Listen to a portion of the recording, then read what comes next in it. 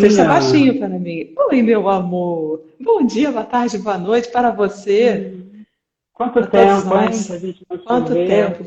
Gil, eu chamei você aqui pelo seguinte.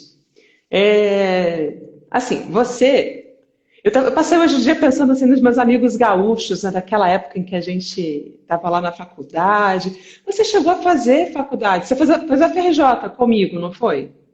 Na Não. verdade, assim, a minha história é muito louca. Eu fui para o Rio de Janeiro para cantar no projeto de ópera curta Uhum. do André Heller. Eu cantei com a Magda Belotti e com a Eu Carla me lembro. Ricci. E o gaúcho, o Guilherme, né, o Querido barítono. demais. Foi a minha primeira experiência assim, profissional. Eu era criança de tudo. Não Sim. sabia sair do Rio Grande do Sul. Dei a sorte de passar numa audição no Rio de Janeiro e fui embora. Fui estudar, fui cantar, fui viver o nosso sonho lyrical dream, não American dream, o lyrical dream. It's really quadrant. E que foi incrível, foi maravilhoso. Fui para o Rio estudar tudo. Mas aí eu fiquei ensaiando para fazer a faculdade de música que eu tinha parado em Porto Alegre, fazia na Ah, URGS, para entrar na UFRJ. E acabei fazendo aulas lá como ouvinte. Fiquei amigo ah, do Menescal, amigo da Lúcia. Lúcia Esqueci o Dieter. sobrenome. Isso, Professora Lúcia exatamente. Dieter, lá, de Maravilhosa. transposição e acompanhamento. E aí as pessoas começaram a. Eu ia lá fazer as aulas junto com o Jonas, o falecido Jonas, foi meu O grande amigo. E o Jonas me Jonas. levava, falou, tudo bem cá, você precisa conhecer Super fulano, clássico. você precisa conhecer esse plano. Uhum. E o Jonas foi um grande amigo, assim, que ele, apesar da minha falta de experiência e falta de técnica e falta de um bando de coisa, ele me levava, não, você precisa conhecer fulano, fulano vai gostar e você vai aprender. E assim a gente foi aprendendo. Mas a gente foi colega, na verdade, na UFRJ, porque eu era aluno ouvinte, aluno especial. As Uhum. pessoas me deixavam ir lá estudar, né? Por que o cachorro entrou na igreja? A porta estava aberta e ele foi embora. Foi tipo isso. O Jonas Ah, grande então pianista, foi grande nessa. amigo. Então foi nessa que a gente se encontrou. A gente chegou a cantar muito juntos.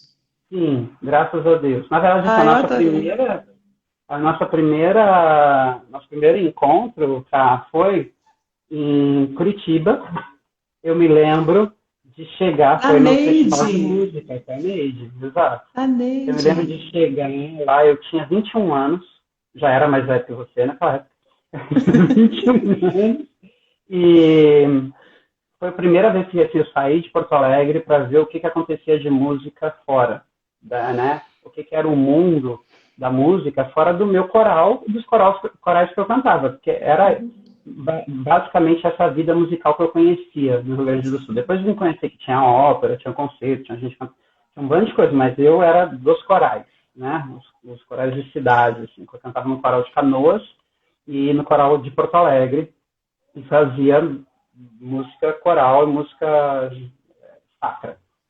Quando eu fui para Curitiba, eu lembro que eu cheguei, assim, era um colegião, né, uma escola que a gente Uhum. tinha aula, e vi esta pessoa sentada no chão, com uma garrafinha de chá dela, que é marca registrada de Carol, e o quê? Um metrônomo. A brincadeira dela era ficar com o metrônomo, mais rápido, mais rápido. E aí eu falei, meu Deus, há muita coisa que eu não conheço nessa vida. Uma garota jovem, linda, talentosíssima, lá naquele metrônomo, e eu, sei lá, primeira vez que eu Até senti esse hoje eu estudo metrônomo. com metrônomo, Gil.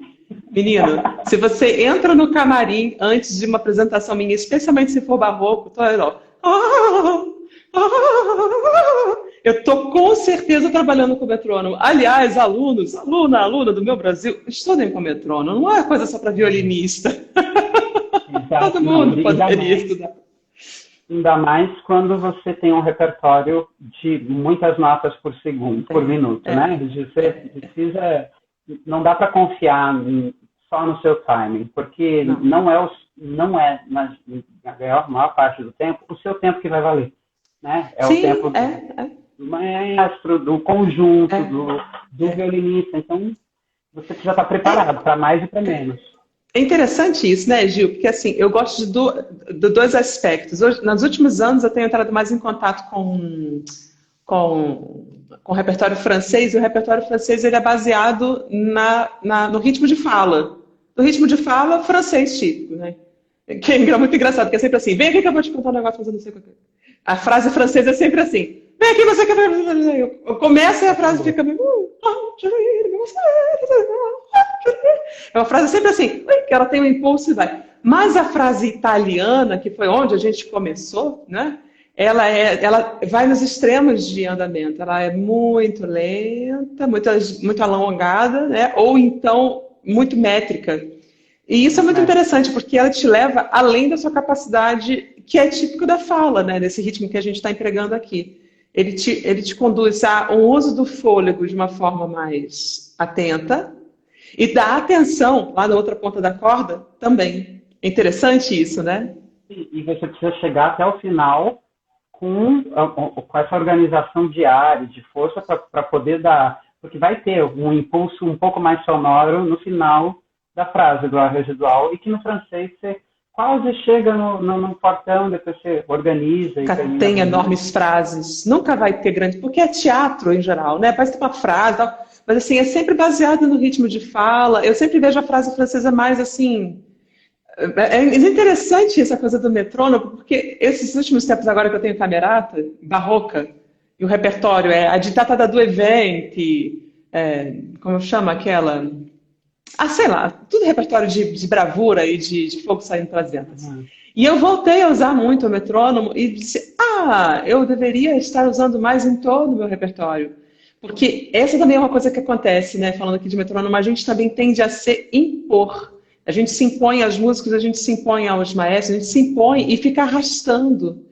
E o cantor solista, na minha visão, veja o que você acha, o cantor solista ele é o primeiro condutor, ele é o primeiro maestro. Os músicos eles são essencialmente auditivos. Eles só vão prestar atenção na figura visual do maestro se eles não estiverem entendendo muito bem o que você está transmitindo a eles como solista, né? Porque o músico ele está ali, ele está na visão periférica escutando. Se você não é claro, como é que é, né? Exatamente. E Interessante. também, se você não segue o maestro, se você não entra num consenso de qual é esse tempo, vai ser o seu. E aí, É. pensando em que você tem muitas coisas para organizar, e se você não está treinado para andar para frente, né, seguir o tempo, você vai inevitavelmente começar a arrastar, arrastar, e isso vai É. ficando mais difícil, vira um círculo vicioso. Você começa a arrastar, fica mais difícil, arrasta mais, e em algum momento parou, alguma coisa vai acontecer, você não vai conseguir continuar. Mas então, falando de metrônomos, a gente ali se encontrou pela primeira vez em Curitiba, demos uma volta aqui nos metrônomos, nós voltamos a Curitiba. Aí ali a gente foi se encontrar de novo alguns 2 ou 3 anos depois, não foi? Na verdade, ainda no Rio de Janeiro, a gente passou naquela audição para a ópera Do do Elomar. Elomar, a minha Em estreia mesmo, Brasília. assim, primeiro papel e tal. E a sua Foi onde eu também. também criei. A gente teve muitas primeiras vezes juntos, Carol. É, O mundo nos quer é cantando muito interessante isso, juntos. porque eu estava fazendo, gente, eu estava fazendo aqui um currículo do Gil, o meu currículo do Gil. Eu disse, Gilberto, você me manda seu currículo para usar na chamada, senão eu vou fazer o seu currículo. Aí o currículo o Gilberto segurou a minha mão pela primeira vez quando eu andei de avião, porque eu nunca tinha andado de avião naquela vez. Você estava do meu lado e eu segurei a tua mão. É muito fofa. Muito fofa! Lembra daquela foto minha no seu colo que deu um problemaço com meu namorado naquela época? Ai, E era Gil, foto de abalando cena, não relacionamentos, hein? era? Mas tinha uma mão, tinha uma. Oh, meu Ela é muito Deus. carcada. Fiquei vermelho, ó, de lembrar. Muito bem. Mas então me fala, sabe o que eu queria conversar com você, assim, muito? É Uhum. essa coisa da coragem de sair de casa. Porque, por exemplo, quando a gente tem 21 anos, eu, por exemplo, não saí de casa aos 21 anos. Eu fui a Curitiba, voltei, porque minha madrinha morava lá, eu fui lá, fiquei com a minha madrinha. Mas assim, tudo muito guardadinho, aquela menininha de, sabe? Eu queria que você falasse um pouco, porque eu tive pensando muito nessa coragem que começa lá quando a gente é jovem, de pegar um ônibus para um lugar mais longe, de fazer uma audição num lugar mais longe, de ter coragem de catar suas malinhas e apostar em uma cidade nova. Tanto que você migrou para São Paulo, foi à Alemanha estudar. Eu queria que você falasse um pouco dessa coragem, sabe? Complementando um pouco melhor a minha pergunta. Às vezes eu tenho a impressão de que algumas histórias que norteiam as comunidades, eu digo estados, países, às vezes são histórias onde a pessoa é vitoriosa se ela fica com a família. Em outras comunidades, a pessoa é vitoriosa se ela vai lá, vence e traz a caça, traz o prêmio. E às vezes eu fico pensando que no Rio Grande do Sul, entre os gaúchos, esse mito do vai lá, faz a vida e volta aqui para mostrar teus louros. Porque se eu penso no Martin, na Maíra, no Giovanni, no Guilherme, sei lá, Carla Mafioletti, é muita gente que saiu e que está bem, sabe? É claro que certamente tem aquela que não foi, não gostou muito, voltou. Mas é um fenômeno que eu observo. O que você tem para me falar a respeito? Nossa, muitas coisas. Pois é. Eu acho que aí, como gaúcho, a gente sofre um pouquinho na ideia de que tudo no mundo acontece melhor e primeiro no Rio Grande do Sul. É uma bobagem, mas há um pouco disso, assim, de por que eu tenho que ir fora se eu tenho grandes cantores que são gaúchos e vêm dar aula no Rio Grande do Sul? Por que eu tenho que ir fora se eu tenho uma das melhores orquestras do Brasil em Porto Alegre? Tem o Fernando Cordella, que é um grande maestro de música barroca, era de lá, de Porto Alegre. A gente tem uma coisa, a gente tem tudo aqui, eu não preciso sair daqui. Por outro lado, não é verdade. Por outro lado, há só todo o mundo fora de Porto Alegre. E eu acho que quando você se sente impelido, e aí em qualquer comunidade, não vou colocar Porto Alegre como o lugar, quando você se sente impelido a olhar para fora de casa, né, olhar para fora de onde você está e buscar mais, você é uma pessoa que é no mínimo incomodada, né? Você é impelida a buscar coisas diferentes, a buscar coisas novas, a buscar sensações e vivências que tragam talvez essa sensação de estar completo, né? E que ela nunca vai chegar no final das contas. Você vai estar sempre faltando, você vai estar sempre entendendo que precisa mais. Quando você entende, aprende alguma coisa ou passa por alguma vivência muito importante, você acaba entendendo que tem mais um bando de coisa para você aprender e fazer. Eu posso falar por mim, que sou uma pessoa que demorou muito para aprender a cantar. Cantar, para mim, era um processo muito difícil. E demorou por um bom tempo para eu poder dizer assim, agora eu acho que eu entendi como é que é esse processo, esse negócio de cantar. E isso já foi muito depois de ter ganhado concurso, de ter apresentado, de ter trabalhado, porque foi a base de bater em muita porta e tentar fazer com que essas portas se abrissem. Mas eu tinha muitas coisas que eram nãos na minha vida em Porto Alegre. E eu não podia mais conviver com elas. Eu vinha de uma família muito pobre, que eu era arrimo de família, eu tinha que trabalhar para sustentar minha família desde os 19 anos. Graças a Deus, os meus irmãos cresceram e hoje ajudam, foram fazer faculdade, foram estudar, foram trabalhar, mas eu fui o primeiro a olhar para fora e dizer, não, minha vida não pode ser só isso. E eu tive a sorte de encontrar um maestro na faculdade de Direito, que eu comecei a fazer. Fui o primeiro da minha família a entrar na faculdade de Direito, com 17 anos. E eu fui apresentar um trabalho na faculdade com 17 anos e eu falava que nem gaúcho, né? Minha voz era muito aguda. Eu, com 17 anos, não tinha feito a passagem de voz ainda. Então, tanto completamente, e talvez por isso se diga o porquê que eu demorei tanto para aprender a cantar, até efetivamente conseguir baixar a laringe, abrir palato, apoiar e usar realmente a voz adulta. Sempre foi uma voz misturada para o falsete, para a posição de voz. Eu falava assim, né? Eu fui lá apresentar o trabalho na faculdade e fui a falar assim. Veio esse tenor esse maestro com o olho arregalado e dizer, meu Deus, você é um tenor nato.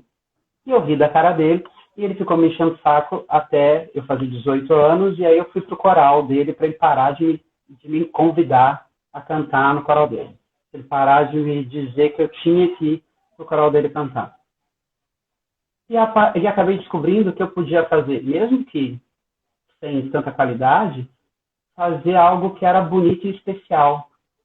Porque o que eu via de possibilidade da minha vida era de tentar achar algum emprego que pudesse dar dinheiro para eu continuar cuidando da minha família e viver até morrer, sabe? Eu não tinha nada que se Não tinha outros horizontes, né?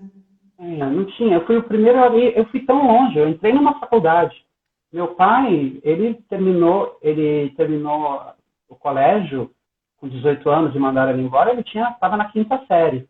Então, minha mãe, que estudou mais, terminou o segundo grau, mas não casou, foi ter filho e não estudou. Eu fui o primeiro da família toda, assim, a entrar numa faculdade. Parênteses, Gil, essa é uma tragédia dos estados do Sul, é ou não é?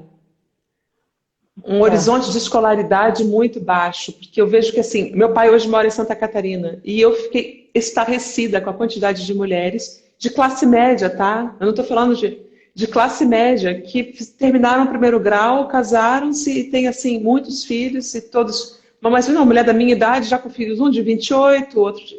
Eu fiquei impressionada, que aos 12, 14, 15 anos, todos já estão com filhos.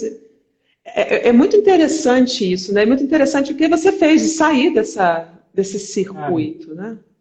Ao mesmo tempo, Carol, eu tive a sorte de começar, então, esse cara me descobriu, nem sabia se eu era afinado ou não, e eu não era. Sim. Mas eu fui cantar e vi, meu Deus, a vida, né? Há coisas que acontecem fora e você pode ser instrumento de beleza, sabe? De levar conforto, levar coisa boa para as pessoas. Então eu pensei, peraí, eu consigo ser outra coisa do que esse Gilberto que eu sou. E aí eu comecei a cantar em coral e tive a minha primeira experiência com ópera, que eu era do coro de uma ópera do Barbeiro de Sevilha, que tinha só Fernando Portari, Paulo Schott, Sandro Christopher, a Ruth Sterck, Eduardo Abumrad, um elenco, nossa, assim... Olha o elenco. Nossa, maravilhoso. Olha o elenco, apenas. E aquela gente era feliz, aquela gente... Luciana Bueno era a Rosina. Aquela gente era linda, né? Paulo Schott, Luciana Bueno, Fernando Portari. Todo mundo lindo, todo mundo... Maravilhosa, nos seus 30 anos, sabe? Nos seus 25, 30 anos, eles eram lindos.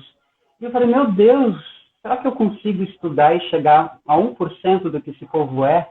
Sabe?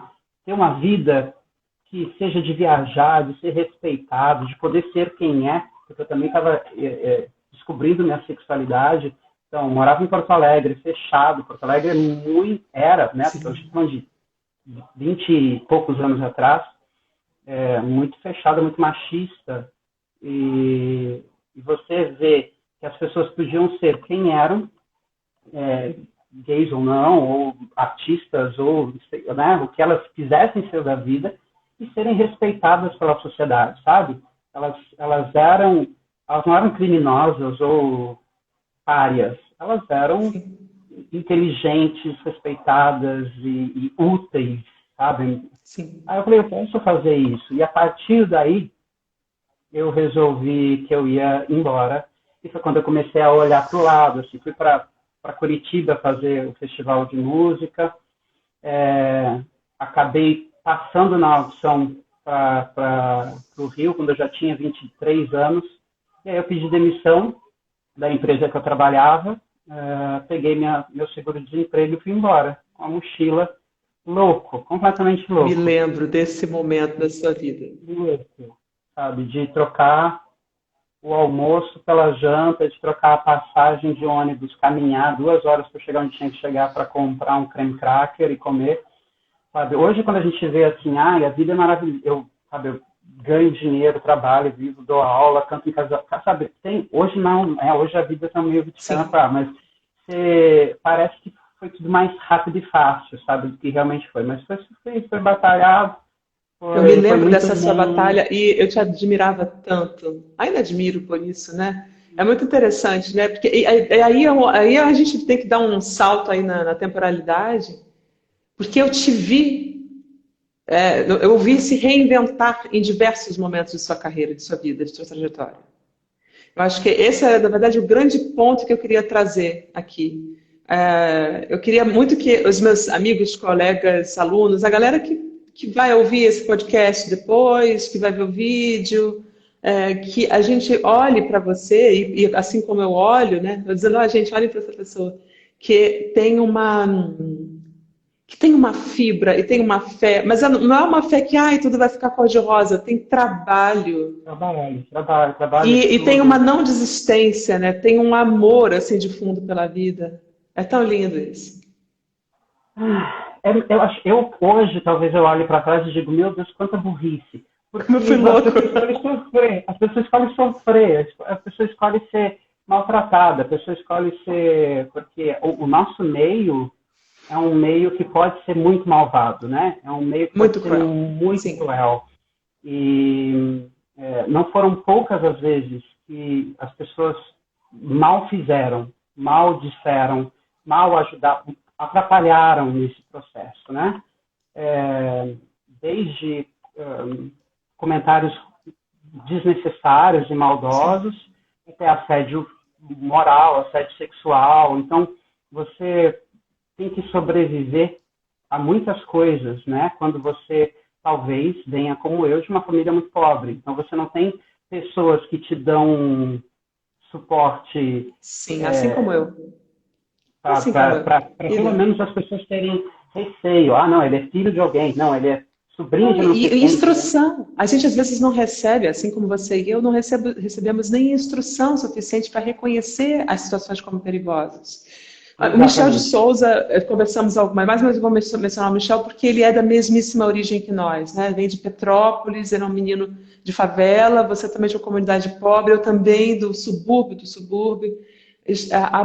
massacrados pelos planos econômicos dos anos 80 e 90. Então, a gente teve infâncias muito duras, muito pobres. A gente nunca teve bolsa de nada. Isso nunca existiu no nosso horizonte. Eu também sou essa pessoa que almoçou o pacote de creme cracker e que trabalhava 6 horas de manhã, almoçava o pacote de creme cracker e depois ia para 6 horas na faculdade de canto. Chegava meia-noite, 5 horas da manhã, estava na rua de novo.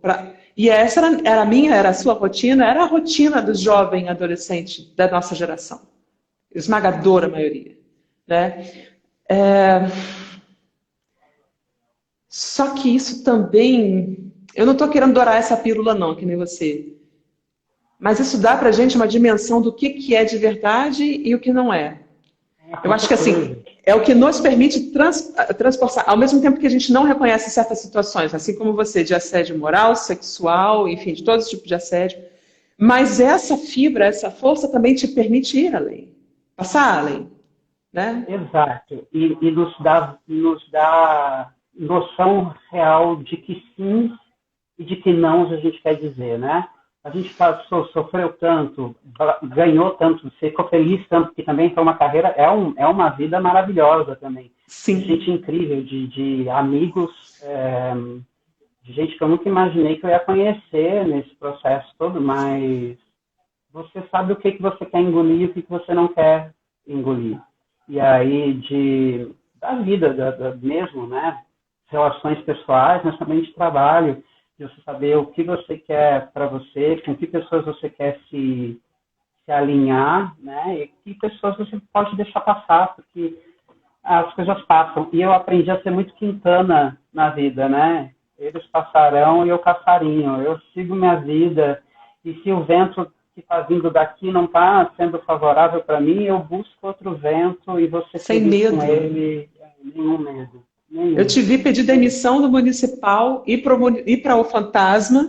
Eu te vi pedir demissão do fantasma, os caras não deixarem. Volta aqui, não, você vai voltar e você ainda vai ser preparador do elenco inteiro. Eu adorei esse plot twist. Adorei. Foi um plot twist incrível. Assim, eu sou muito burro. Eu fico dizendo que tudo que aconteceu de ruim na minha vida foi sorte. Eu tive a sorte de quase morrer e de meu fone está acabando a bateria porque eu não estava preparado para isso. Eu vou tirar Então a gente bateria pode tirar o fone, vamos tirar o fone. Que aí todo mundo tira e aí a ligação fica com a mesma qualidade. Peraí. Eu tive... Eu tive essa sorte de ter, com o Jonas Dantas, ter quase morrido num acidente de carro, e a gente estava indo fazer um concurso de canto, e eu fui lá e ganhei o terceiro lugar, não sei como, nesse concurso de canto, porque eu estava todo dolorido, que a gente deu perda total num carro que caiu uma ribanceira.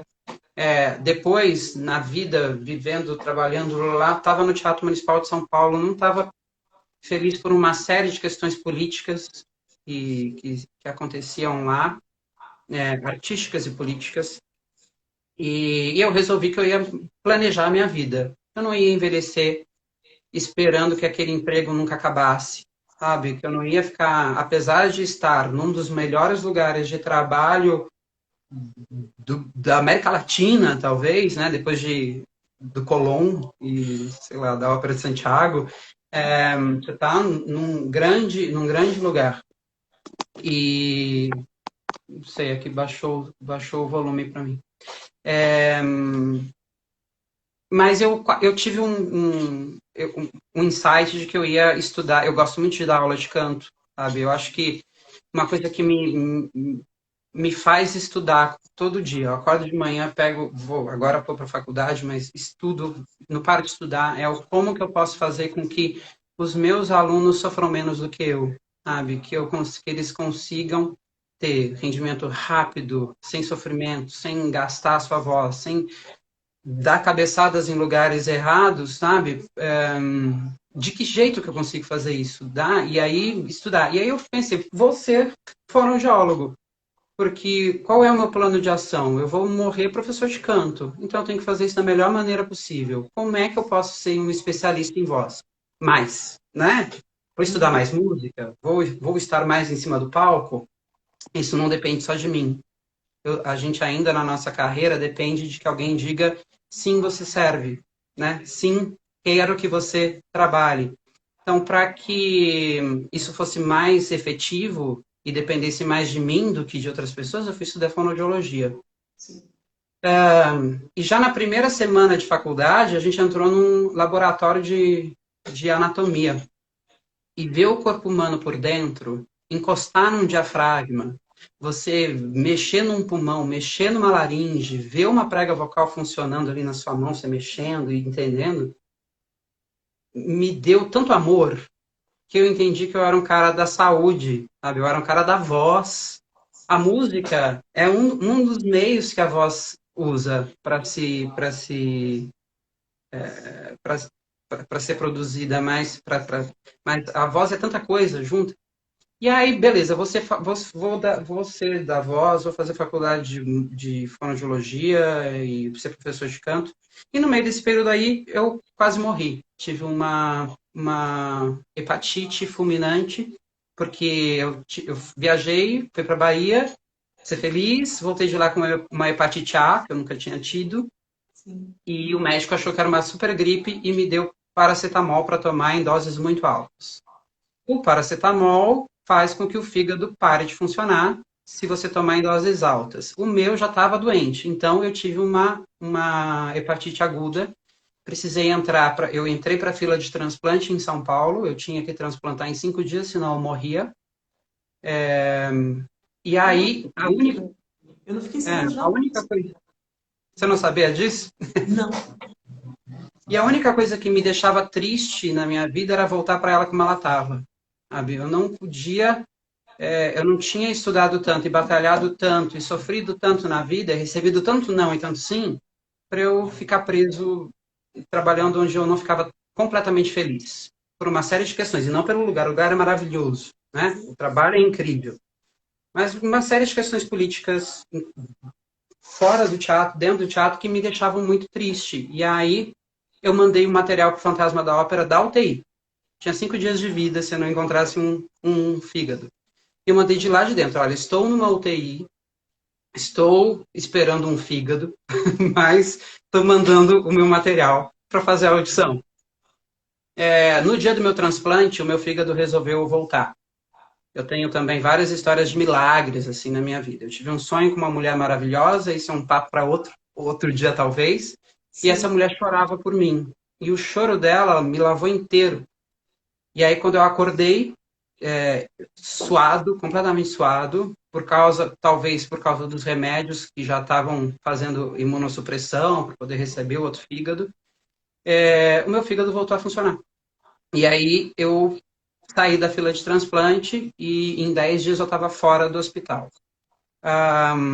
E aí, quando eu saí do hospital, me ligaram do fantasma da ópera e falaram, sua audição é amanhã. E eu estava verde, fraco, morrendo. E aí eu pedi para eles mais um tempo, eles me deram mais uma semana, que era o último dia de audição, e eu passei. No que eu passei, eu falei, meu Deus, eu não posso ter sobrevivido a tudo isso para não mudar a minha vida, né? Para quem já ia ter morrido, tudo que é novo é plus, é hora extra, Cara, o Cortari fala um negócio que é muito incrível. Tô vivo, tô no lucro. Você só tem que dar um jeito de não morrer. e morrer tá tudo bem também. Eu acho que eu Mas eu digo assim, não fica achando que, minha vida. Não! segue em frente. O que aconteceu, Carol? Pedi demissão, fui pro teatro, fui fazer Fantasma da Ópera, que é maravilhoso, já tinha feito da outra vez, um pouquinho da temporada. Cheguei lá dentro, também não gostei do que eu estava vendo. Da forma como as pessoas eram tratadas, da forma como o artista era levado, dos ganhos financeiros. Eu falei, não, eu tenho minha vida, eu dou, sabe, para quem comeu creme cracker, a gente resolve, não é qualquer mixaria que vai me comprar. E aí eu Exatamente. pedi demissão. Eu falei, não, eu tenho uma vida, eu quero ter mais coisas para fazer, não é interessante. E acabei encontrando na chefe das chefes das chefes das chefes, que é a Renata Alvim, uma pessoa que resolveu ouvir essa história e dizer, peraí, por que você está pedindo demissão? E aí eu comecei a contar tudo que eu achava que tinha de problema dentro daquele teatro e que devia ser resolvido porque eles tinham grandes artistas lá dentro, né? E que não me interessava. E eu falava aquilo com a tranquilidade de que não queria voltar a trabalhar lá, porque do jeito que era, eu preferia fazer outra coisa da vida. Acabei sendo respeitado, fazendo faculdade de fonoaudiologia, o elenco precisava de alguém para aquecê-los, me chamaram, me promoveram para ser preparador vocal do elenco. E foi incrível, porque imagina você sair de uma cidade do lado, satélite de Porto Alegre, com um seguro-desemprego de garantia da vida e menos de 20 anos depois você está preparando vocalmente um dos maiores espetáculos do mundo, né? Com artistas maravilhosos lá dentro, é muita, é muita, é muito Cinderela, sabe? Para ser verdade, assim. E se não fosse a minha vida, se não fosse a minha história, talvez eu dissesse, tá adorando a pílula. Não, tem muita coisa aí que a gente deixa, que a gente esquece nesse processo. Mas foi muita luta sempre, né? Muita batalha. E agora começa a me incomodar de novo. Eu cheguei num lugar onde está tudo muito legal. Eu tenho alunos, eu tenho amigos, eu estou casado, eu dou aula, eu faço preparação vocal de eventos, de musicais. E aí eu comecei a me perguntar, cadê aquele Gilberto novinho que largou tudo e foi embora, sabe? Quando é que ele vai voltar de novo para fazer minha vida virar do avesso de novo e eu me reinventar, me reescrever e viver coisas de novo, assim. Eu acho que com Ou 70 seja, anos eu vou eu estar posso fazendo falar essa uma coisa pergunta. aqui. Eu faço terapia, né? Vou te falar que assim foram os últimos 3 anos da minha vida e como eu amadureci. Uma coisa a terapia me ensinou. Eu venho de periferia, que nem você, de um lar conturbado pelas condições do meio, que são impossíveis. Como uma família não vai se conturbar quando falta o pão na mesa? Como não? Exato, exato. Não é? Isso daqui eu não estou falando, não preciso ficar, porque eu estou falando uma história de muita, a maioria do nosso país. Na verdade, a realidade é aquele que teve condições. A regra é essa, né? Exatamente. Eu vou te falar uma coisa. Eu tenho uma amiga muito querida, ela é síria, Iva Síria, você sabe a desgraça que os sírios viveram agora recentemente.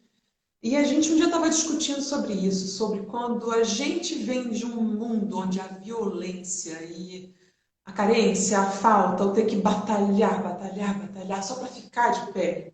É tanto esforço que quando você entra na calmaria, você diz, não, isso não pode ser normal. Afinal de contas, é como se dentro de você, se não está conturbado, não está normal. Você não reconhece aquilo como um lugar possível de ver. Só que esse é o lance que a terapia está me ajudando a reconstruir dentro de mim. Me diz o que você acha. Porque eu também, quando eu começo a entrar em calmaria, eu já fico pensando, tá, qual é o próximo? Porque eu também, minha vida sempre foi isso, sempre foi luta, batalha. Será que eu não posso reorganizar essa minha forma de conversar comigo mesmo e Uhum. fazer mudanças mais em cima de um platô para não ficar eternamente morando na mala, né? É, eu acho que hoje, acho que a gente muda o objetivo e muda a forma de fazer. Talvez hoje a gente consiga ter mais estrutura, né? É menos se jogar de cabeça num copo d'água, né? Como era antes. Todas as chances de dar errado. Mas você só ia conseguir respirar se fosse se jogando naquele copo d'água. Hoje não, hoje você consegue entender e dizer sim, não. Mas é, eu acho que o mundo precisa da gente. O mundo precisa da gente pensando e fazendo. Uhum. Principalmente nesse momento que o mundo está. O mundo está num momento de transformação, né? De dizer não para algumas coisas e de se reinventar, se reafirmar. Quanto mais pessoas minimamente bem intencionadas e, né, bons não somos, mas tentamos ser, eu acho que quanto mais a gente estiver tentando mudar o mundo, fazer as coisas acontecerem, trabalhar, sabe? Se respeitando, lógico, precisa descansar, você precisa receber prêmios, sabe? Você precisa ficar uma semana de perna para cima numa praia, quando isso tudo deixar fazer que isso aconteça. Mas a gente precisa, eu acho que a gente precisa ser inquieto. Eu não, Não, o que eu digo é assim, eu será que não dá para a gente ter formas de inquietude que não coloquem a gente em risco? não, Ou isso eu não que faria mais. simplesmente Não, não não, nos não, não. coloquem a cada instante onde tudo Não. seja muito duro? Porque você entende, Uhum. existe aí subjacente um certo auto-boicote. Eu estou contando a minha história, eu não sei quanto a você. De, de por que não estar batalhado, ou o que aconteceu comigo, de chegar em certos lugares e me dizer, espera aí, não foi difícil, então não deve ser para mim. Se não foi difícil, então é porque não deve ser para mim. Olha essa, Gi. Isso é perigosíssimo. É, Aí o que a é. Karina fazia? Dava um jeito para sair dali, né? Afinal de contas, eu não Uhum. merecia. Enfim. Não, mas eu entendo o que você quis dizer, eu entendo. Eu acho que sim, merecemos. Não precisamos ser tão kamikaze assim. Uhum. Eu acho que o que a gente faz exatamente, Carol, hoje, enquanto profissionais que não estão na sua casa parados, estão fazendo coisas que vão ajudar outras pessoas. A gente está numa live agora, você está organizando live com cabeças maravilhosas, gente que eu não devia estar no meio, gente maravilhosa do mundo inteiro trabalhando, fazendo, acontecendo, vivendo sua vida de uma maneira interessante. E você podia estar simplesmente na sua casa, tricotando, né? Você está. Menina, eu tô tricotando um vestido agora, você sabia? Não sabia. Projeto de tricô. E amanhã? Amanhã eu vou quebrar tudo aqui na frente e fazer o jardim todo, porque meu crossfit se chama jardinagem. Eu agora Jardinagem. estou com mais tempo, confesso. Sim, eu estava até pensando, poxa, essas lives estão tomando um tempo, mas eu estou vendo que é tão bom, o povo agradece tanto, pois, é tão. Ajuda. A mim também, porque eu estava começando a acreditar nas histórias que estavam passando na minha cabeça, de ai, acabou o mundo. Eu estou conversando com as pessoas, estou vendo que Não, não, não. Eu tenho um grupo de. Agora está acontecendo. O meu namorado, ele é diretor de teatro. Tem uma escola, tem um processo de escolas de teatro e agora ele dá aula no Wolf Maia, mas ele também tem um grupo dele. E aí eles estão lá ensaiando, estudando e entendendo como é que é a ópera do malandro. Tipo, pegaram um texto, resolvendo que na quarentena eles não iam ficar em casa tristes. Eles iam estudar. E a gente está lá fazendo preparação vocal, preparação musical, a gente está trabalhando, sabe, para que as pessoas se mantenham positivas, inteligentes, ativas nesse processo todo. E está saindo tanta coisa maravilhosa, e tanta ideia nova, e tanta forma de ver a arte diferente, que eu começo a ver tudo isso. Ah, lógico, não quero ser cretino, tem tantas mortes, né? Tem tanta coisa ruim, mas eu acabo vendo nisso tudo alguma coisa boa, alguma coisa positiva, alguma força que faz a gente se reinventar e florescer no meio do que podia ser tão pesado, assim. E ajudar pessoas a respirarem fora disso. É assim, eu vou te falar que assim, eu estou contigo, estamos na mesma vibração, estamos fazendo alguma coisa. Você sabe que tem um livro de Eça de Queiroz chamado A Cidade e as Serras. É um livro muito legal, que fala assim de uma pessoa que estava completamente, isso é na virada do 1900, completamente equipada. Ela tinha todos os equipamentos eletrônicos possíveis e imagináveis na casa dele. Tinha muita grana, e aí, neurótico, adoentado, sempre doente. Aí, uma bela hora, alguma coisa acontece na vida dele que ele vai para uma casa na serra, que é da família dele, uma roça. E acontece alguma coisa que ele não consegue sair dali. E quando ele vê, ele vai se despindo daquilo tudo. E uma bela hora dessa história, o Eça de Queiroz fala: a primeira obrigação do ser humano é viver, e viver bem. Eu acho o seguinte, Gil, que assim, a gente não é cretino com relação àquelas que estão passando uma dor atroz. Uma das minhas melhores amigas está assim, é a madrasta, né? Mas na verdade, assim, é madrinha. Entre a vida e a morte com essa miséria dessa doença. Essa doença é um horror. Mas assim, a melhor coisa que nós podemos fazer é ficarmos produtivos e sermos felizes, mas não essa felicidade é uma felicidade genuína, real, porque isso fortalece a força, fortalece a alegria, fortalece a cura. Porque isso também é uma coisa, eu acho que falando aí de mitos fundadores do que norteia a vida da gente, a gente às vezes não se dá o luxo e o prazer de sermos felizes para ficar abraçados no canto com as pessoas que sofrem. Só que isso não é. Você e eu trabalhamos com ajudar a gente o dia inteiro, todo o tempo. A gente já sabe que isso não serve para nada, isso não resolve a vida de ninguém. Não. Tem que ser algo que puxa a pessoa. Às vezes, para você resgatar um afogado, você tem que dar um estabeque nele, um soco, desacordar o cara e puxar. Porque senão ele vai te dar o abraço do afogado. O abraço do afogado mata os dois. Que te leva junto, né? Te leva junto. Mas fala. Mas eu acho que. Essa live é uma live sem roteiro. Sem nenhum roteiro. Estamos falando assim da vida, do que é legal, do que é rico. Olha, eu acho que essa vontade de ajudar os outros, genuína, sabe? Vem, talvez, de uma vontade de se ajudar, né? A gente sabe, a gente já entendeu que fazendo para o outro, você aprende tanto, você vivencia tanto. Uma vez um cara muito sábio que eu conheci, ele me falou sobre, a gente está falando sobre isso, eu falei de um questionamento que é assim,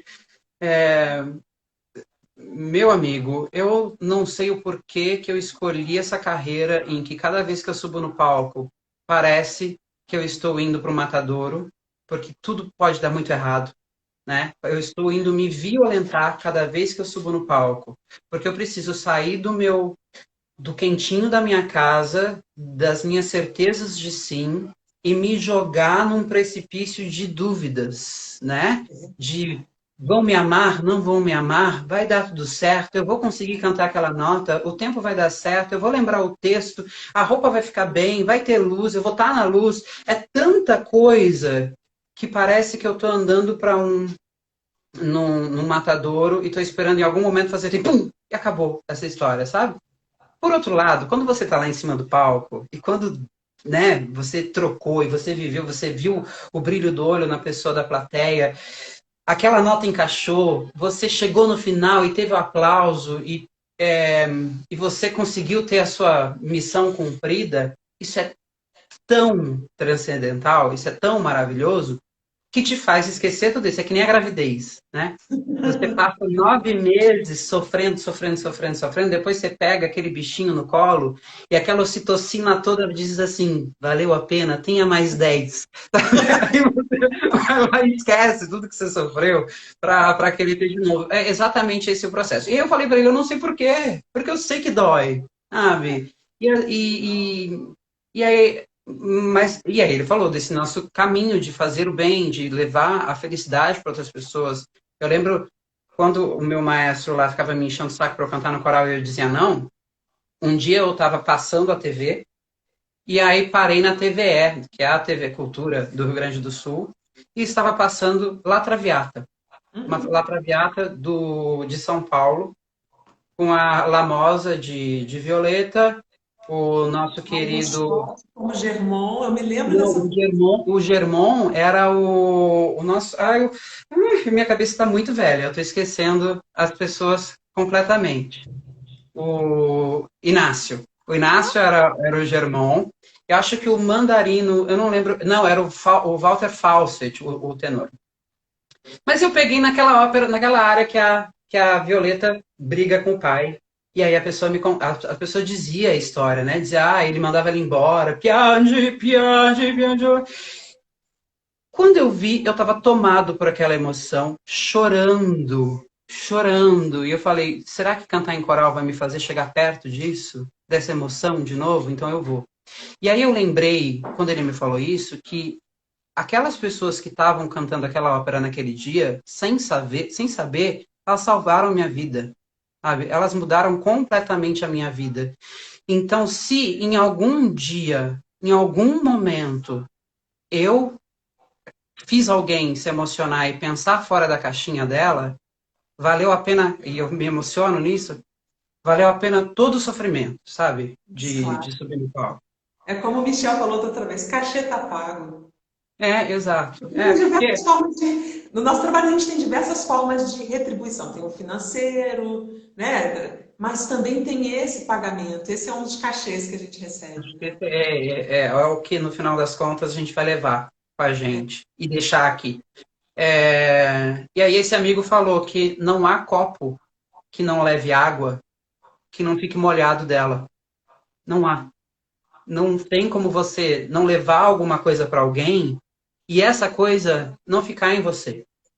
Então, toda vez que você leva coisa boa, é, bons conselhos, bons exemplos, música, arte, dinheiro, sabe? Você ajuda uma pessoa. Você está dando tanta coisa para essa pessoa, mas você está tendo em troca, né? No mínimo, a bondade. Você vai ficar com o perfume do bem, sabe? Isso é maravilhoso. Isso é que faz, assim, Maravilhoso. eu estudar. Estudar. É aquela coisa. Gil, vamos falar uma coisa para os pirralhos que estão ouvindo a gente. Provar para os outros que você canta bem. Mostrar para o seu pai e para sua mãe que você vai ter sucesso. Nada disso é força locomotiva suficiente para você levantar da cama por 20 anos, 30 anos. Exatamente. Tomar muito não. Você precisa de uma força motriz muito, muito mais sutil e muito mais elevada para que aquilo realmente continue operando em você ao longo dos anos. É ou não é? É, por outro lado, a gente vê tanta vaidade, né? Norteando. Que a vaidade norteia muito. Em algum momento, essa vaidade muda de lugar, talvez. Mas eu acho que para a gente ficar tanto tempo numa profissão que no Brasil às vezes pode ser ingrata, é por um respeito à arte, por um respeito ao belo, por um respeito a essa estrutura, né? Esse campo vibracional que a gente faz e que tem que ser cuidado e que tem uma energia em volta. Eu lembro de estar conversando com o Sandro Christopher, e aí olha só, os caminhos da vida. Eu cantei na ópera do Barbeiro de Sevilha, era do coro, com o Sandro Christopher fazendo Dom Bartolo. Maravilhoso. O Sandro Christopher no seu melhor, sabe? Aí estou eu no Fantasma da Ópera contracenando com Sandro Christopher. E ele é um ser maravilhoso, assim. Ele é um incrível. Ele é um incrível. E aí, a gente falou disso, a gente falou das pessoas da arte, né?